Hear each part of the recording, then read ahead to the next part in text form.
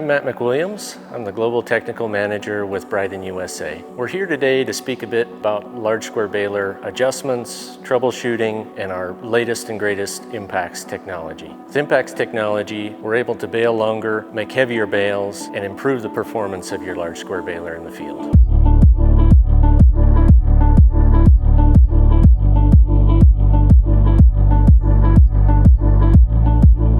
Okay, so now that we've reviewed the different ways and proper ways to tie a knot connecting the spools together, we also want to make sure that these spools are routed properly in the twine box. So each large square baler has its own twine routing schematic, and we want to make sure we follow this correctly to prevent any issues with the twine during the baling process. In this particular baler, 2 spools feed the knotters and 4 spools feed the needles for each knotter. Now that we've connected all the spools properly and the twine box is fully loaded, we're going to look at the twine routing procedure behind the twine box and see where that twine is located before it reaches the tying components.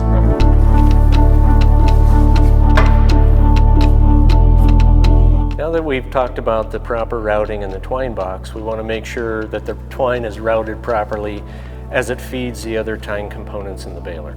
The twine first enters through a series of pre-tensioners. We want to make sure that pre-tensioners have enough tension to take some of the slack out of the twine when the twine leaves the twine box. The twine then follows a series of guide rings down to each tying component in the baler. The twines need to be routed properly through each of the guide rings all the way to each tying component on the upper and lower side of the baler. So at the start of the season and throughout the season, it's good to keep an eye on your guide rings. Twine eventually wears grooves in guide rings, and those grooves can fray and damage the twine, causing premature failure to the twine because of that grooving. So if you experience grooving in your guide rings, make sure you rotate those grooves out of the way of the twine and secure that guide ring in place, possibly using a zip tie.